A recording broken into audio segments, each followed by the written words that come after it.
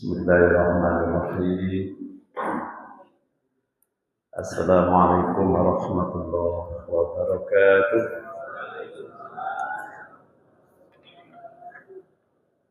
Alhamdulillah, wassalatu wassalamu ala rasulillah wa ala alihi wa ashabihi wa mawalah, amma ba'du.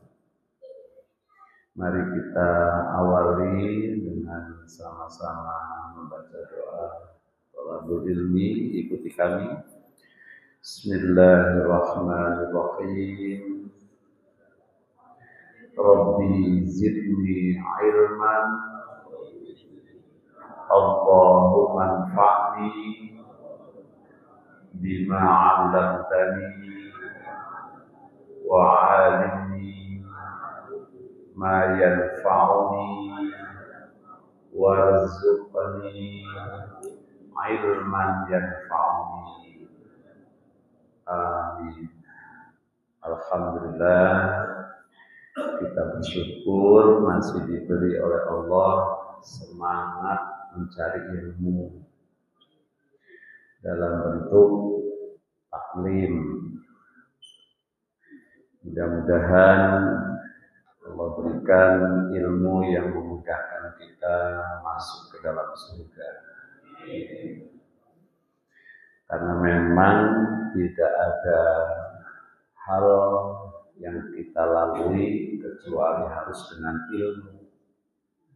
Masalah kecil saja harus dengan ilmu, apalagi masalah yang besar. Maka di dalam hadis itu Rasul bersabdanya bukan thalabul ilmi fardun alal muslimin wal muslimat, tapi thalabul ilmi fardun.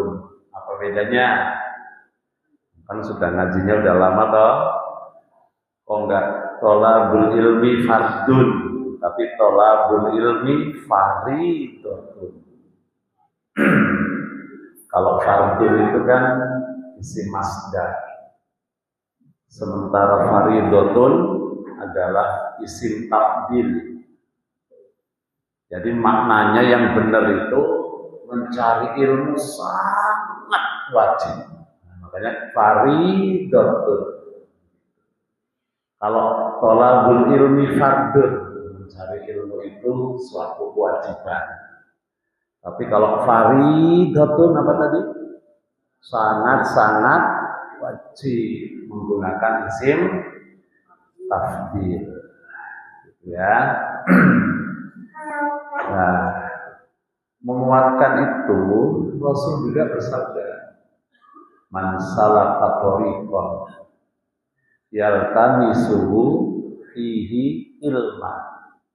Siapa yang menempuh jalan untuk mencari ilmu, maka Allah mudahkan, sahhalallahu lahu thariqan ilal jannah. Ini walaupun hadisnya familiar, belum tentu fahamnya benar.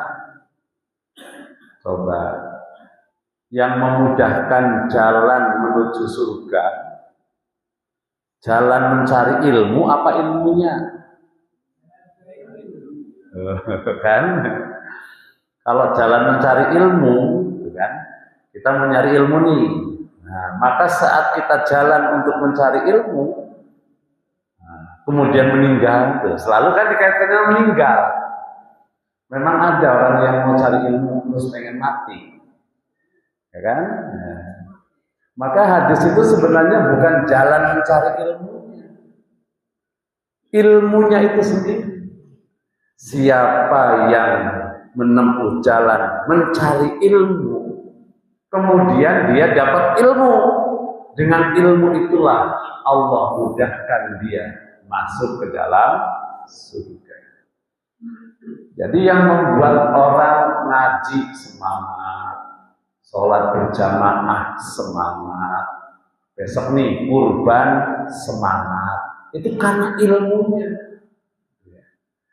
Jadi dengan kita berilmu, kita itu berpotensi untuk beramal lebih banyak.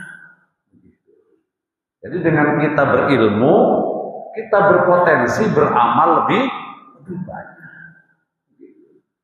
Kenapa? Nah, dengan ilmu kita tahu nih bahwa hidup di dunia sementara. Di alam barzah panjang waktunya. Di akhirat lebih panjang lagi. Begitu. Nabi umurnya 63 tahun. Di alam barzah sudah 1400 tahun. Nanti di alam akhirat lebih panjang lagi. Begitu. Nah, sehingga Rasul dengan hadis-hadisnya itu menjadi teladan bagi kita, petunjuknya untuk menghadapi kehidupan. Kata Nabi, hiduplah Anda di dunia seperti orang yang sedang menyeberang jalan. Nah, kalau nyeberang jalan nih, tuh keluar sana Keranggan, jalan raya bypass itu, ya kan jalan ramai. Jadi hiduplah Anda di dunia seperti orang nyeberang jalan. Nyebrang jalan itu mau jalannya santai atau buru-buru? Ayo. Nah, buru-buru mau kemana? Sampai ke seberang. Nah, jadi fokusnya ke sana. Jadi hidup ini fokusnya bukan ketika hidup di dunia, fokusnya untuk alam sana. Tempat tinggal kita yang abadi. Ada enggak orang jalan kemudian di tengah jalan malah santai? Nyebrang jalan nih santai, apalagi tidur-tiduran, stres, kan? Coba ada orang nyebrang jalan, begitu di tengah jalan dia malah tiduran, atau malah joget-joget, stres itu orang. Nah, kira-kira kan begitu toh? Nah, yang kedua kata Nabi, hiduplah Anda di dunia kagharib, seperti orang yang merantau. Jadi kalau kita mau umroh kan cuma minimal ya standar 9 hari toh. 9 hari itu umroh safar. Yang diingat pasti para ikhwan bukan mau umroh lama-lama, pulangnya. Maka ketika kita adakan walimatus safar, minta doanya supaya selamat berangkatnya, selamat pulangnya. Kan sudah pengen pulang kan? Sudah pengen pulang. Jadi gak kepikiran tuh 4 hari di Madinah mikir investasi, gak berpikir. Yang ada jalan-jalan di Madinah kalau nemu barang antik beli bawa pulang, kan? Pengen dibawa pulang. Nah hidup itu begitu, sejatinya kampung halaman kita bukan dunia, dunia hanya tadi musafir saja. Dunia hanya nyebrang jalan saja. Tapi kampung halaman kita di mana? Akhirat. Sebelum akhirat ada alam barzah. Ternyata juga lebih panjang. Coba, kan banyak tuh di YouTube pelajaran-pelajaran penting. Coba bayangkan 100 tahun yang akan datang. Kita kayaknya disebut aja sudah enggak. 100 tahun yang akan datang, tahun 2000 berapa? 2125. Boleh saja anak tulang kita nggak kenal kita lagi 100 tahun yang akan datang. Boro-boro mau disebut diri kita oleh Masya Allah, kan? Nah, ini menjadi pelajaran bagi kita. Jadi gimana kita? Jalan menempuh ilmunya, apa ilmunya? Ilmunya. Jadi dengan ilmu Allah akan mudahkan jalan menuju surga. Begitu. Jalan beramal itu ya dengan ilmu. Jalan beramal dengan ilmu, bukan dengan jalan yang lain. Sementara nanti di akhirat nikmat yang paling utama apa? Di akhirat berjumpa dengan Allah. Ya kalau kita dikasih kenikmatan nih di surga, amin, ya kan? Tempat tinggal yang bagus, makanan yang bagus, pasangan hidup yang sempurna. Kita penasaran, pemilik surganya mana? Kan kira-kira begitu kan? Kalau kita diundang ke tempat siapa makan-makan, begitu sudah makan-makan tuan rumahnya kita nggak ketemu, kan penasaran toh? Nah di surga juga begitu, sudah makan enak, sudah nggak ketemu Allah. Nah makanya nikmat terbesar nanti ketika di surga saat kita berjumpa dengan syarat berjumpa dengan Allah apa? Amal. Wa man kana yarju liqa'a rabbih falyamal amalan sholihan wa la yusyrik bi ibadati rabbih ahada. Nah, jadi kalau syarat ketemu Allah beramal, makanya harus berilmu.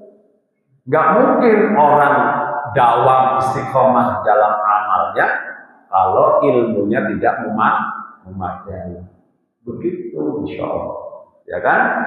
Sholat khusyuk saja berat kok kalau kita sudah paham doanya saja berat.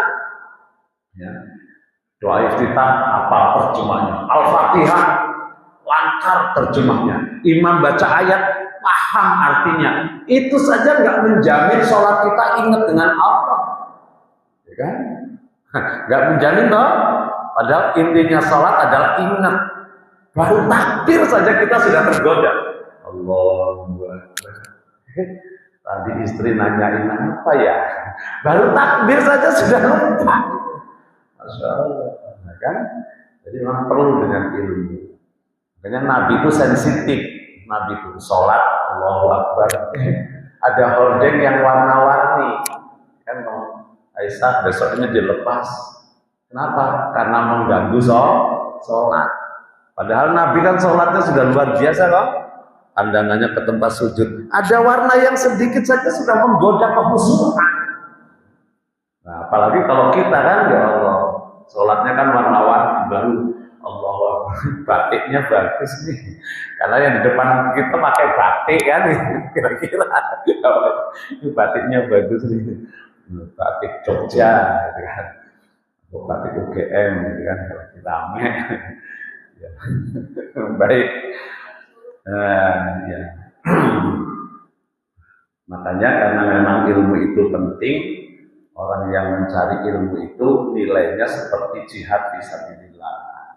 Ya, hatta yardi sampai dia pulang. Kenapa kok orang mencari ilmu itu seperti jihad fisabilillah? Nah, ada orang jihad tanpa apa-apa. Orang jihad itu bawa pedang. Orang jihad itu sudah berani mati. Orang jihad itu sudah berkorban waktu. Orang jihad itu apalagi sobat. Mencari ilmu juga begitu kok. Kita perlu sobat, perlu bekal, perlu apalagi niat yang lurus. Orang yang mencari ilmu adalah seperti orang yang berjihad di jalan Allah. Kita lanjutkan kajian kita. Sirah Nabawiyah ini sudah hampir 2 lebaran ya nggak ketemu ya. Dulu sebelum puasa kalau nggak salah ya. Sampai mana itu di situ tandanya? Halaman ke 47 ya, ada tandanya. Iya, iya benar ya. Nah, Al-Aqabatus Tsaniyah. Ini peristiwa Aqabah Tsaniyah. Aqabah itu ini peristiwa Baiat Aqabah yang kan ada Baiat Aqabah pertama sudah, Baiat Aqabah yang kedua sekarang. Aqabah itu tempat saat Nabi itu ada di Mina, di celah-celah peristiwa melempar jumroh, itu namanya Aqabah di situ. Jadi peristiwanya terjadi waktunya di celah-celah pelaksanaan melempar jumroh, berarti memang ibadah haji. Nah, Pak, berapa banyak Pak yang mau kurban di sini? Sudah berapa Pak sapi? Meningkat enggak kira-kira? Meningkat ya, insya Allah ya. Ini juga PR nih bagi kita, mestinya Idul Adha lebih marak siarnya dibanding Idul Fitri kalau bisa. Memang begitu ya. Kalau kita kaji literasinya, Idul Fitri itu takbirannya cukup subuh sampai sholat di lapangan, terus sholat Idul Fitri selesai Idul Fitri. Siarnya diajak semua istri anak kita yang nifas, yang haid, diajak semua ke musola untuk siar.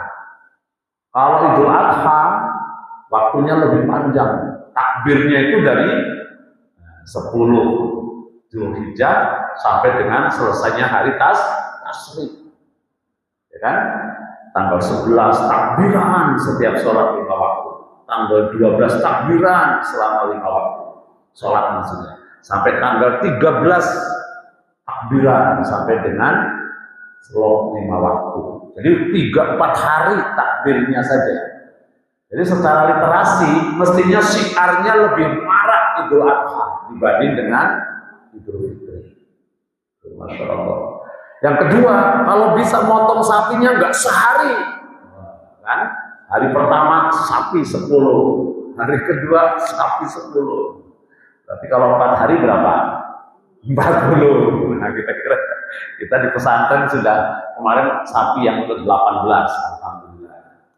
Kalau dengan pengajian kita di wilayah Lampung itu sekitar sudah terkumpul 49 ekor sapi, sekitar 70 kambing, ya. Alhamdulillah. Di Keranggan jangan kalah lah, ya. Kota di kota kok, gitu ya, kalah.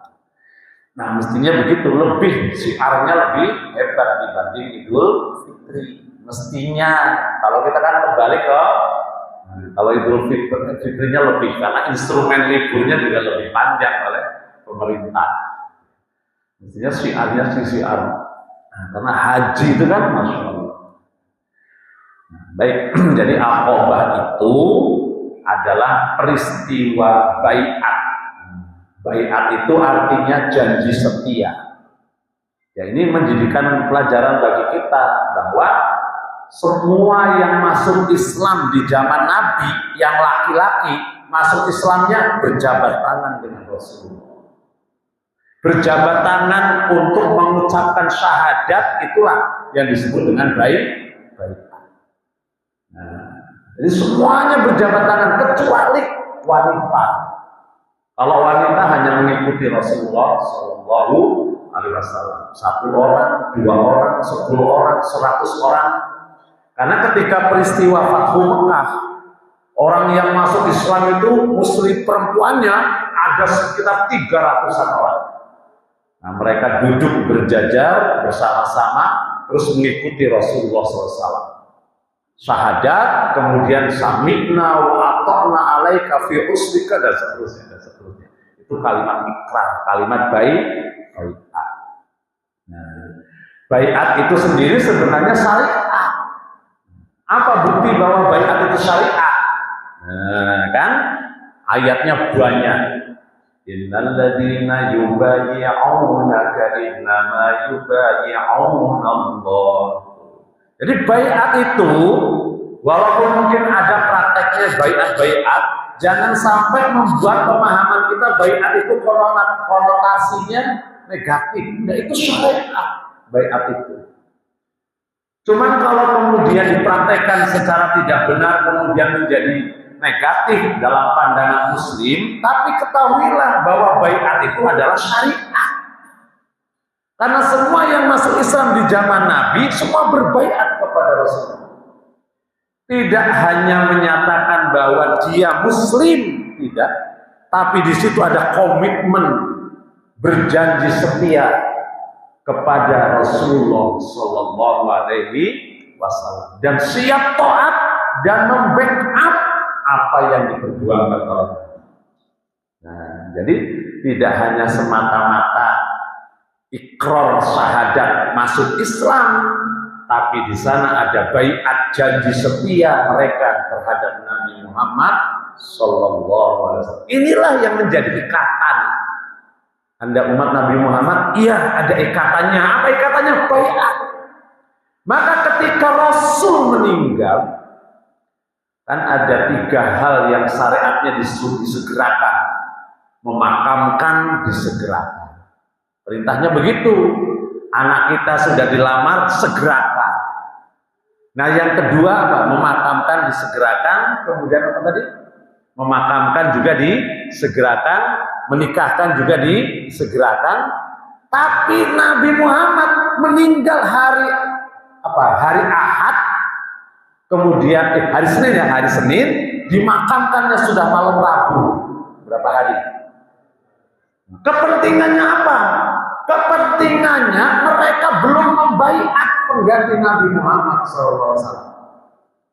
Maka setelah terpilih Abu Bakar sebagai khalifah, khalifah itu pengganti Rasul, baru semuanya berbaiat kepada khalifah.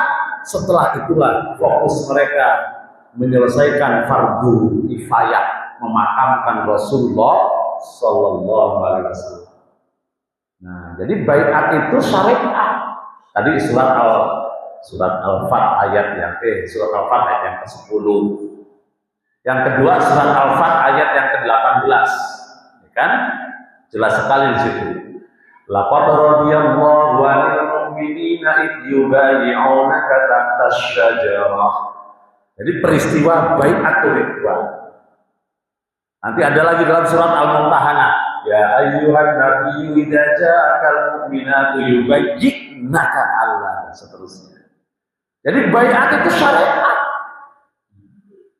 Dalam surat apa lagi? Surat At-Taubah ayat 111.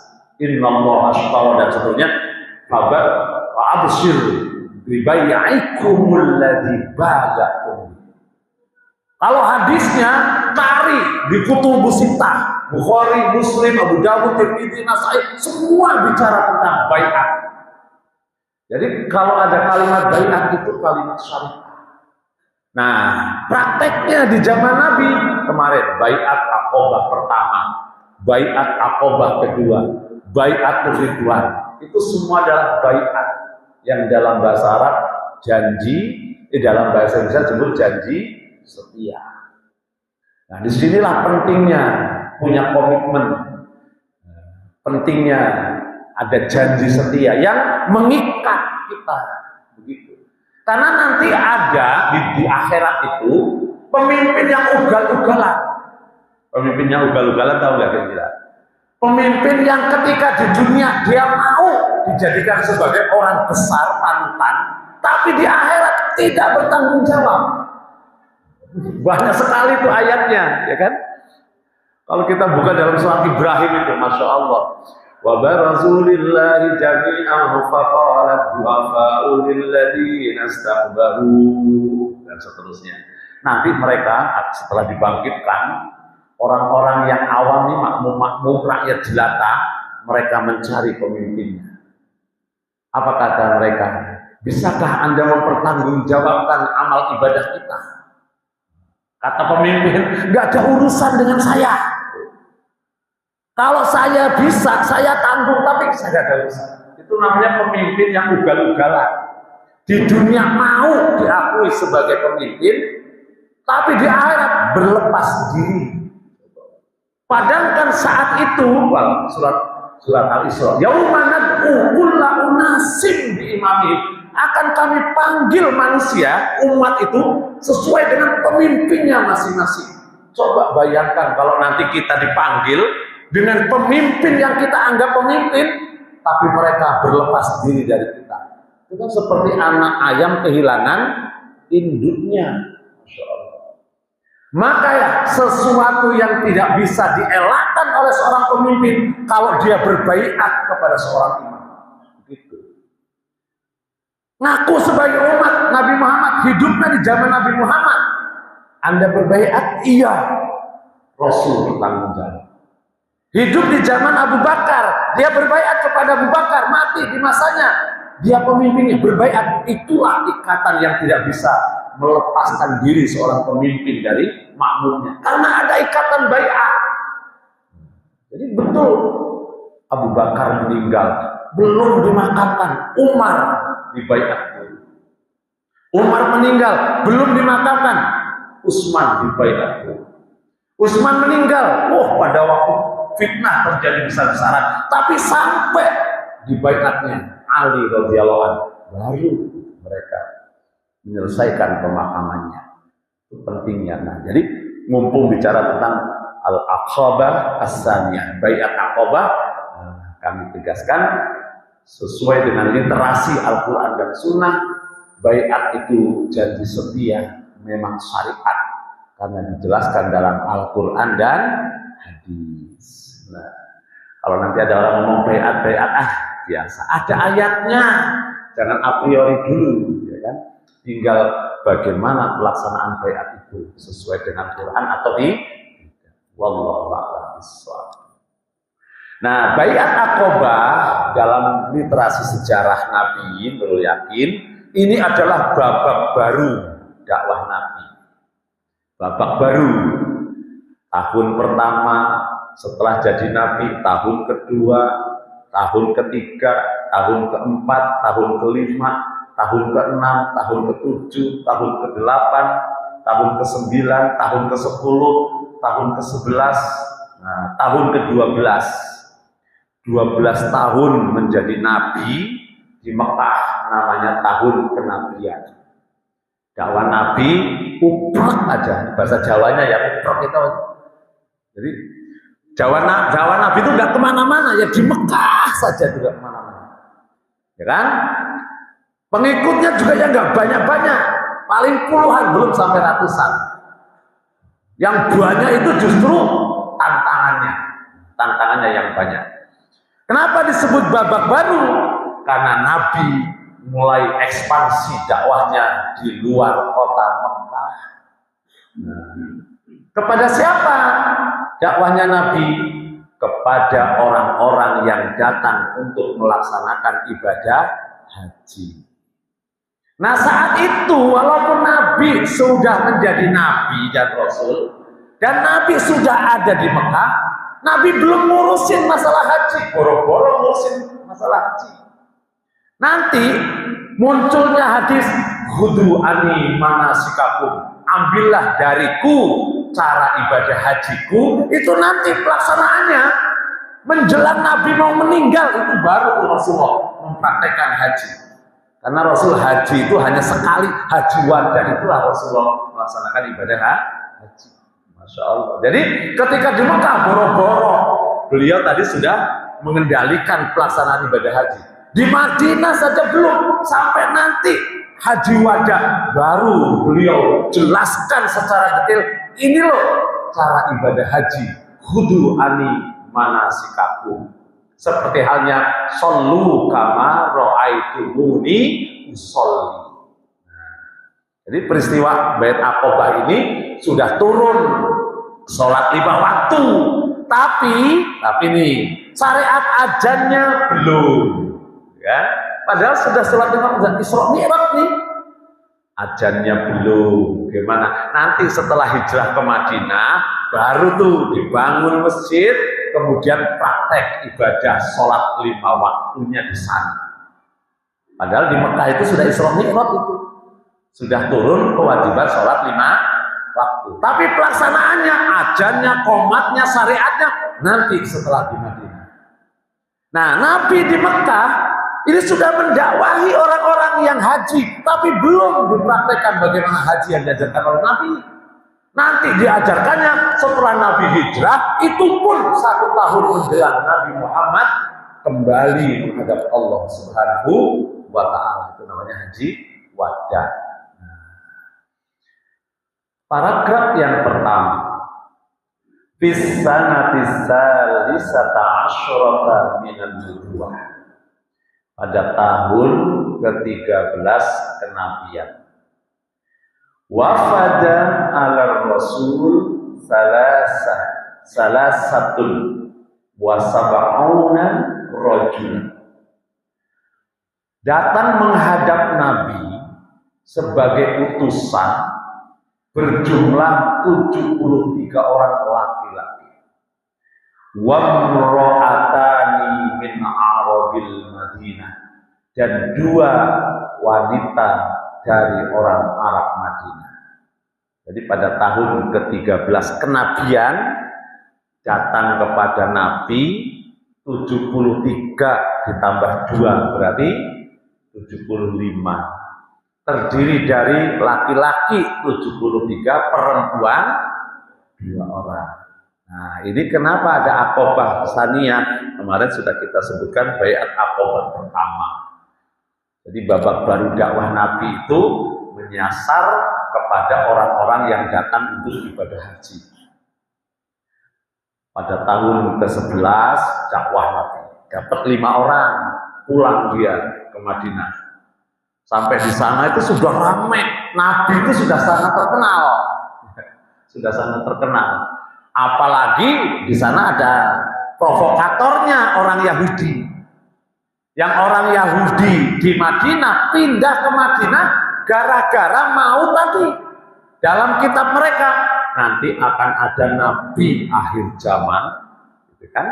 Hidupnya di tengah daerah yang banyak kurmanya, namanya Ahmad. Sudah disebutkan itu dalam kitab Perjanjian Lama dan Perjanjian Baru, disebutkan namanya Ahmad. Kalau kita baca ayatnya kan begitu ya. Wa idh qala Isa bin Maryam ya bani Israila inni Rasulullah ilaikum musaddiqan lima baina yadayya minat Taurah wa mubasysyiran bi rasulin ya'ti min ba'di ismuhu Ahmad. Nah, jadi ini sudah dikisahkan itu dalam Taurat, namanya Ahmad. Begitu lahir diberi nama oleh kakeknya Nabi. Siapa kakeknya? Abdul Muthalib apa Abu Thalib? Abdul Muthalib. Siapa namanya? Muhammad. Kalau dalam Al-Quran Ahmad, kalau nama yang diberikan Muhammad. Kalau dalam Taurat Injil Ahmad. Kenapa? Ini bukan orangnya dua, satu Ahmad dan Muhammad, tidak. Karena ketika disebut Ahmad, Nabi Muhammad belum ada, maka menggunakan nama Ahmad.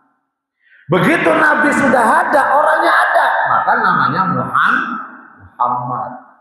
Dalam bahasa Arab begitu. Jadi kalau ada yang membantah orang non-Muslim, tuh kitab Anda tidak konsisten. Namanya Ahmad kok terus diganti Muhammad karena nggak paham bahasa Arab. Kalau orang yang banyak memuji orangnya belum ada, namanya Ahmad. Kalau orang yang banyak memuji orangnya ada, namanya Muhammad. Begitu. Al-Quran menyebutkan Ahmad, ismuhu Ahmad. Karena ketika disebut namanya Ahmad, Muhammad belum lahir, maka namanya Ahmad. Begitu Nabi lahir, nangis kasih nama oleh kakeknya Muhammad karena orangnya sudah hadir. Jadi nggak ada bedanya Ahmad dengan Muhammad kalau yang paham bahasa Arab. Kalau dikritik sama non-Muslim nggak konsisten tuh Quran, kan? Namanya Ahmad kok bahasa lalu panggilannya Muhammad. Nah, gitu ya kira-kira ini kalau kaidah secara bahasa Arabnya. Nah, mereka orang Yahudi pindah ke Madinah. Jadi di Madinah itu sudah apa ya? Sekarang viral kalau bahasa saya. Sekarang viral bahasanya di Madinah. Sebentar lagi akan ada nabi. Sebentar lagi akan ada nabi. Nah, yang menyampaikan itu orang Yahudi. Karena yang tahu beritanya adalah orang Yahudi dalam kitab Taurat dan Injil. Sudah disebutkan sifat-sifatnya sudah diterangkan tentang Nabi Muhammad itu. Nah, begitu orang-orang Madinah dengar dan sering dengar dan viral beritanya, begitu mereka ibadah haji sampai Madinah kok dengar ada nabi, namanya Muhammad kan gitu kan, jadi viral. Maka kata mereka, ayo kita beriman dulu kepada Nabi sebelum didului oleh orang Yahudi. Begitu alasan awalnya. Nah, kemudian baiatlah 5 orang pulang ke Madinah, masih tahu di sana udah ada nabi, sudah ada nabi.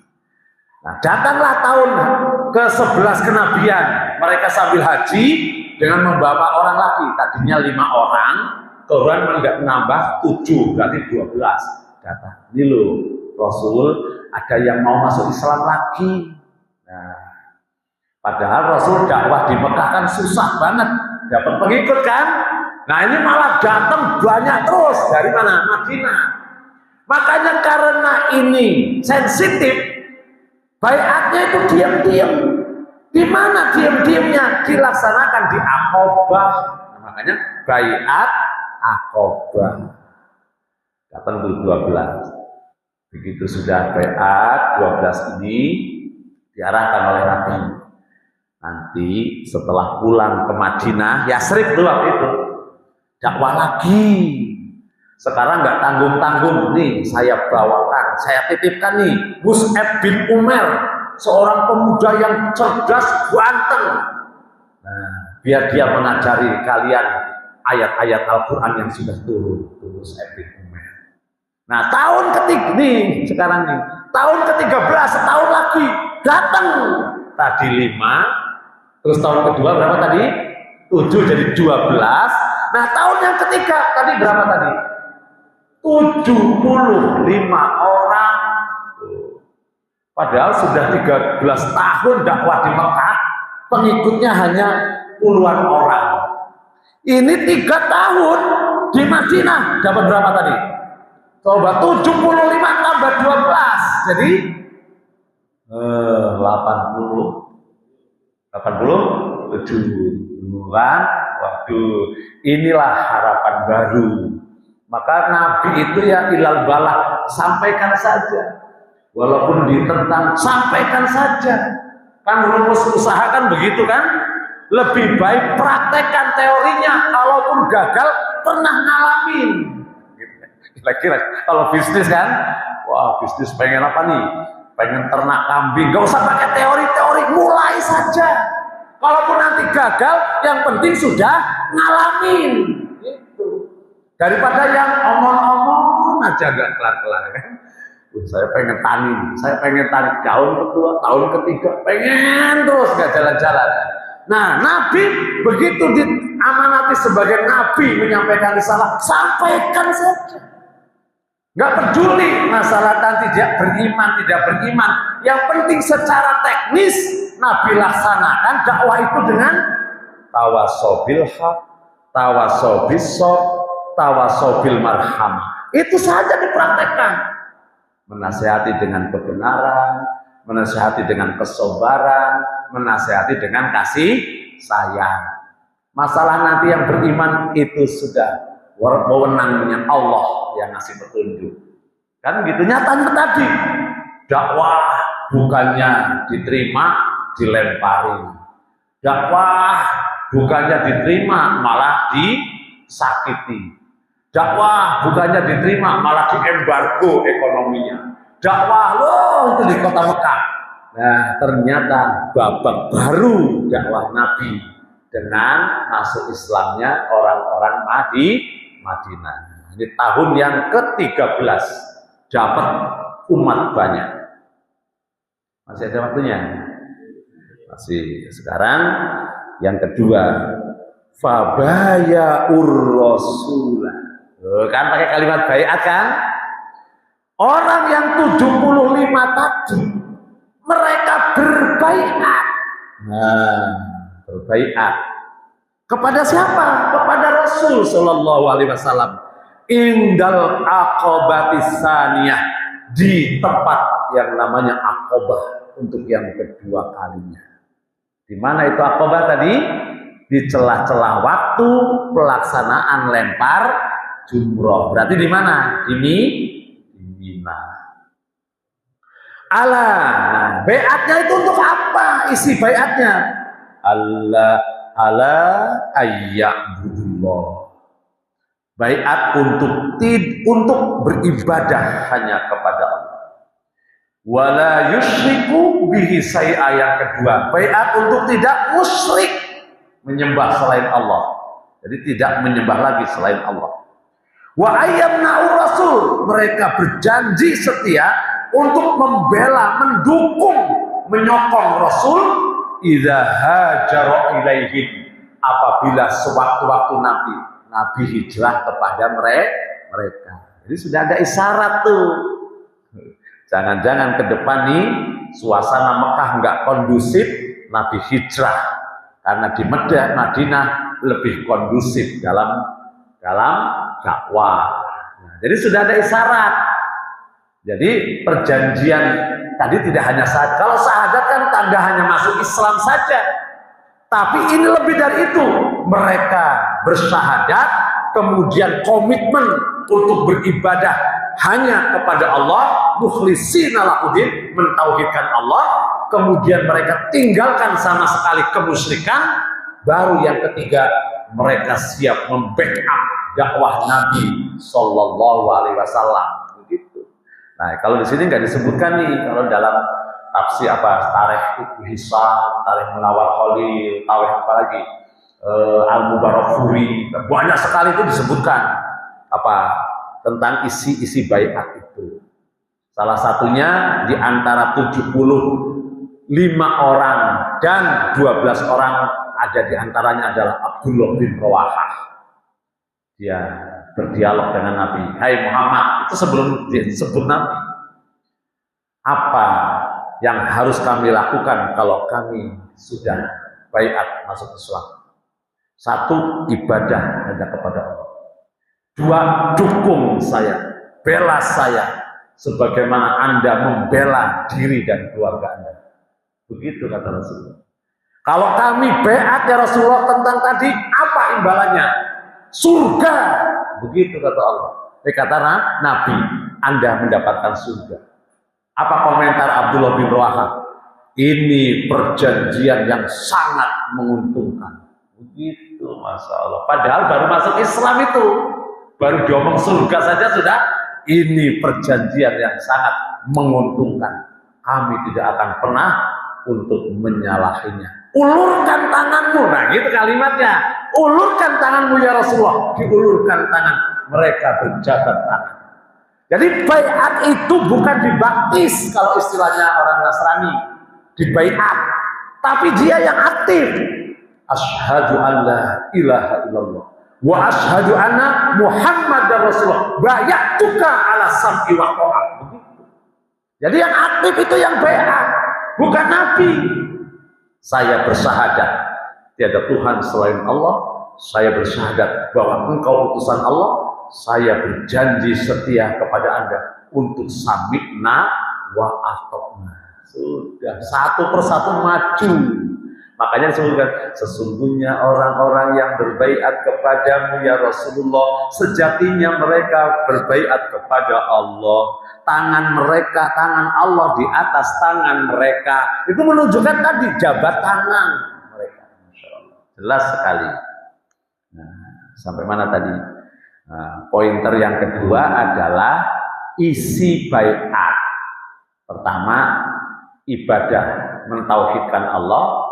Kedua, tidak akan musyrik. Ketiga, membackup, menolong, melindungi, membantu Nabi Muhammad Sallallahu Alaihi Wasallam. Jelas ya? Paragraf pertama, jumlah yang masuk Islam, kemudian mereka berbaiat. Paragraf kedua, bicara tentang isi baiatnya. Baru yang ketiga, summa akhraju isna asyara naqiban minhum. Nah, ini baru redaksi yang ketiga, bicara tentang manajemen. Bagaimana cara Nabi menjaga, mengontrol, mengawasi, membina orang-orang yang sudah masuk Islam. Caranya tuh dari 75 plus 12 orang Nabi, akhraju, pilih 12 orang untuk menjadi amir-amir, pimpinan-pimpinan. Jadi dibentuk kelompok-kelompok, jiron, begitu loh kira-kira. Nah, kayak di sini juga bagus tuh dibentuk jiron. Kalau kita di pesantren sana sudah kita bentuk, masyarakatnya kan ada sekitar di 100 hektar itu ada 370 kakak. Kita bentuk jiron-jiron. Keluarga, 10 keluarga, 10 keluarga. Di situ nanti ada ngaji, tahsin. Nah, jadi di masjid itu sudah sifatnya pengajian umum. Di rumah-rumah itu dengan jiron-jiron, pengajian tahsin, terjemah Quran, hadis, begitu ya, tentang praktek sholat, jiron-jiron. Nah, Nabi secara manajerial nggak dilepas, ayo pulang ke Madinah sana, nggak dibentuk tadi keaminan, diambil dari 75 plus 12 tadi, 12 orang untuk menjadi amir-amir. Masya Allah. Faqala lahumur Rasul. Kemudian Rasul berpesan kepada mereka, antum mukala'u ala qaumikum bima fihim. Kalian yang 12 pilihan tadi adalah wakil-wakil, amir-amir yang bertanggung jawab terhadap makmumnya kalian masing-masing di tengah-tengah mereka. Kafu ala'u kakafalatil hawariyin li Isa bin Maryam. Begitu kira-kira. Posisinya Anda seperti Hawariyun yang memposisikan dirinya kepada Nabi Isa. Kan Nabi Isa itu punya hawari. Apa itu hawari? Pengikut-pengikut setia namanya. Jadi 12 orang ini sebagai hawarinya Nabi yang tugasnya memanage umat dalam skup yang kecil. Kalau dalam perspektif negara, RT, RW, ya kan? RT, RW, lurah, camat, Rasul secara manajerial begitu. Jadi dibentuk, Masya Allah, 10. Jadi dari 75 ditambah 12, 87, itu 12 keamiran. 12 keamiran. Masya Allah, luar biasa. Yang perannya 12 keamiran ini seperti hawari yang menjadi pembantu setia Nabi Isa alaihi. Jadi Nabi di Mekah, umatnya 85 orang di Madinah, secara manajerial mereka terawasi, terkontrol karena dibentuk menjadi 12 kelompok. Masya Allah. Inilah cikal bakal Madinah, masyarakat Islam, peradaban Islam itu. Jadi peradaban Islam yang memang bukan masyarakat yang berkumpul tanpa ada ikatan, tapi ada ikatan, bahkan berjalan manajerialnya. Kan begitu. Masya Allah. Kata siapa dalam Islam gak ada teori bermasyarakat? Inilah teori bermasyarakat. Nah, kemudian apa kata Nabi? Wa ana kafilun ala qaumi. Saya, kata Nabi, kafil, orang yang bertanggung jawab terhadap kehidupan umatku. Jadi memang Rasul itu sebagai Rasul, kemudian sebagai Nabi, secara manajerial dia sebagai pelayan umat, yang posisi jobdisnya seperti penggembala kambing. Kan ada hadisnya kan? Kullukum ra'in. Setiap kamu adalah pemimpin. Ra'in itu bahasa Arabnya penggembala kambing. Jadi jobdis seorang pemimpin di dalam Islam digambarkan seperti ra'in, penggembala kambing, pelayan umat. Itulah Rasul, pelayan umat. 24 jam dalam sehari memikirkan umat. Begitu pelayan umat, gak kenal waktu. Masya Allah. Jadi luar biasa. Jadi paragraf yang ketiga bicara tentang manajerial, bagaimana Rasul sebagai seorang Rasul dan pemimpin umat. Yang keempat, baru penutup, faraja'u ilal Madinah. 87 orang mereka kembali lagi ke Madinah seusai pelaksanaan ibadah haji. Fantasarul Islam, maka setelah itu tersebarlah Islam fiha, di kota Madinah, aksara minal mar'atil ula, yang lebih banyak jumlahnya dari mar'atil ula, periode yang pertama, kelompok yang pertama. Jadi, nah setelah ini baru nanti kita akan lanjutkan proses hijrah Nabi ke Madinah. Baru di sanalah nanti pengikutnya akan lebih banyak lagi. Alhamdulillah, waktunya sudah habis. Resumenya hari ini bicara tentang peristiwa Baiat Aqabah yang kedua, terjadinya pada tahun ke-13 kenabian. Isi peristiwanya masuknya Islam orang Madinah sejumlah 87 orang. Secara manajerial dikelompokkan menjadi 12 kelompok.